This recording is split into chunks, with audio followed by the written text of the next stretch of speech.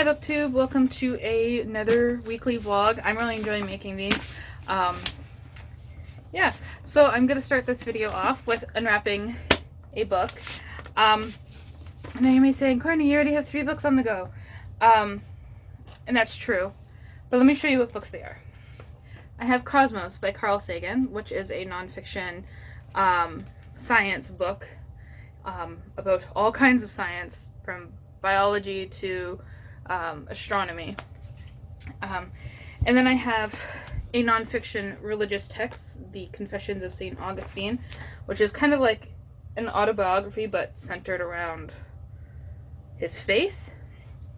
And then I have some plays by Heinrich Ibsen. So like they're all well and good. I'm enjoying them, but I also want like some fiction. So like I know the plays are fiction, but they're also at the same time like they're not fiction, if you know what I mean. Like they're kind of like, I don't know, when I read Heinrich Ibsen, I'm looking more at the cultural aspects behind the plays as opposed to just the plays themselves as well. So there's a lot of, you know, thinking going on there, and I want a book where I don't have to think. So I got my Google to give me the random numbers, and I'm just hoping and praying that this is fiction. And to be honest, if it's nonfiction, I'm going to put it back in the wrapping, which is why I'm not tearing it, and choose a different book. Okay, so it is fiction. We have The Adventures of Robin Hood by Paul Creswick. I love these editions. These are Reader's Digest and not the condensed books format. These are like some really nice hardcover ones that come with this little pullout that talks about the context of the book, and they're just really nice to read, like physically, like to hold and read these copies. So yeah, that's what I'll be reading this week, my fiction pick.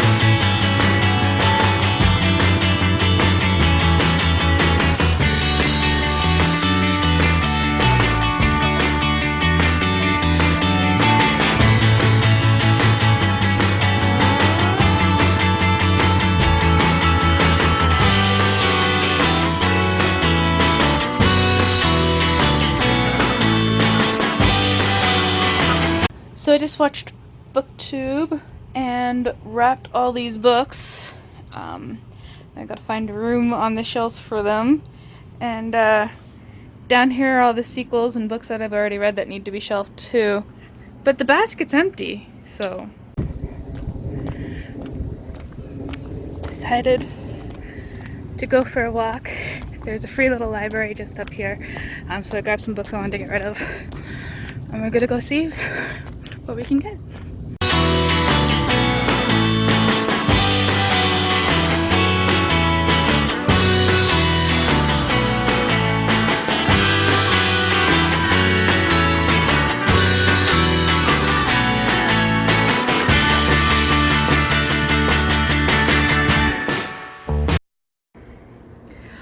Hi, it's Wednesday, and I haven't read yet today. I had a short schedule, and then I came home and had a nap. And then I was just browsing Twitter, and every Wednesday, the Wheel of Time team does a Wheel of Time Wednesday where they reveal stuff about the show that they're doing. They just got cast. Amazon is doing the TV show, and they just listed the cast for Wheel of Times, and it's amazing. I love how beautiful and diverse they are. I do, in my mind, when reading it now, I do picture them as diverse characters, and it makes sense because this book technically takes place in our future. And I view our future as, you know, every place will have diversity. I think that's a beautiful thing. So it would be really cool, you know, actually seeing that future, because it's inevitable that there's going to be diversity everywhere. The only person who really didn't look like how I imagined is Perrin, because I always pictured Perrin as like a young Fabio. Like, that's just how I see him in my mind. But when I saw the actor, his name is Rutherford is his last name. I'm horrible with names. I was just looking at it. Marcus Rutherford. But when I saw him, I was like, you know what? He looks like Perrin.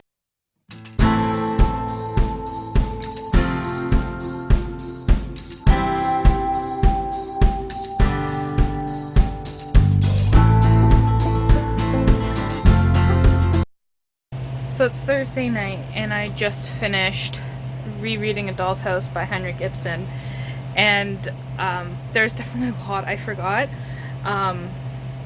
If you don't know, A Doll's House is about a marriage, and it's an abusive marriage.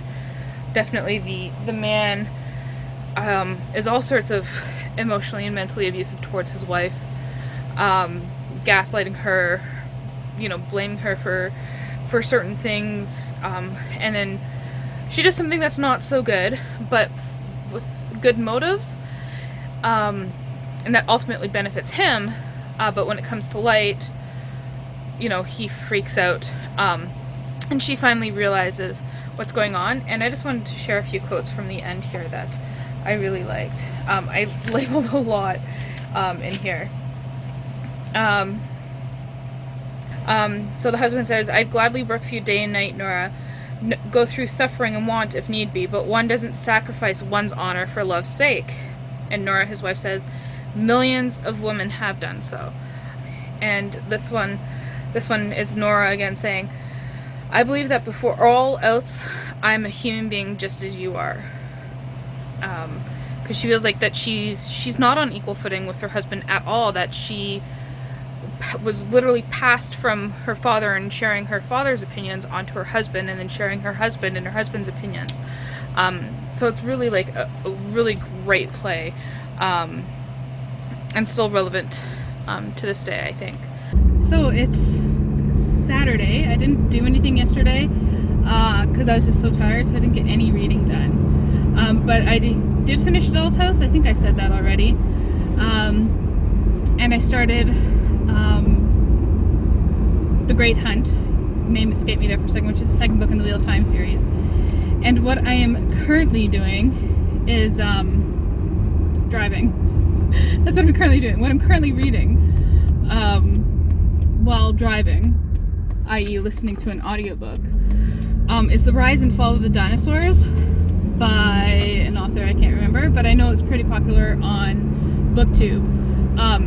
And I thought, oh, I'll listen to it on the audio because it's still only available in hardback and it's really expensive. So yeah, I finished The Obelisk Gate by N.K. Jemisin, which was the second book in the Broken Earth. That's the name of the trilogy.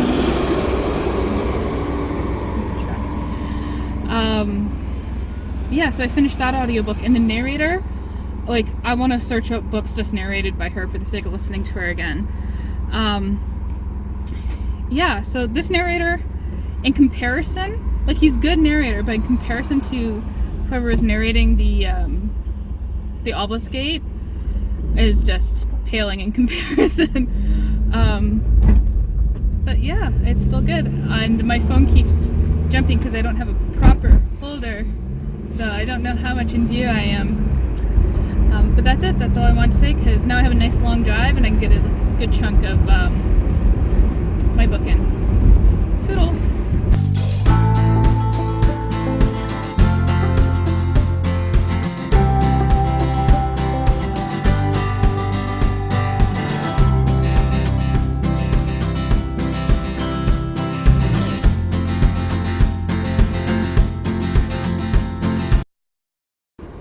So I was just in the Dollarama, which is like a dollar store, but things go up to $4. And I went in there because I needed like a few supplies. And I always checked out the book aisle, and they had comics. Most of the comics they had were like issues 5 and 6 and stuff like that, but these are issues. Oh no, I just realized this is volume 4. It says on the back. It didn't say anything on the side, so I thought it was just Star Trek Spock's Reflections. Might be able to read it without reading the other volumes. Ultimate X Origins, which are like the X-Men that you don't really hear about.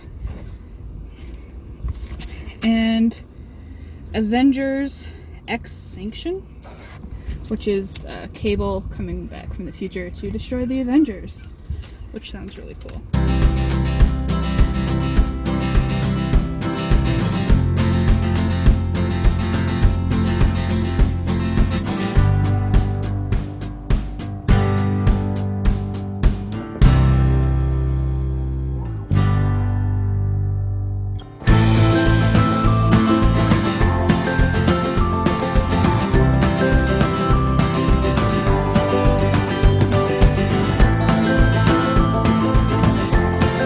So it's the end of another week, and I'm just going to wrap up quickly what I read again. I started The Great Hunt by Robert Jordan, the second book in the Wheel of Time series. I read the prologue and the first chapter so far. I haven't gotten very far. Yes. I made some more leeway into St. Augustine's Confessions. I read The A Doll's House by Heinrich Ibsen. I'm really enjoying The Adventures of Robin Hood. It's done in,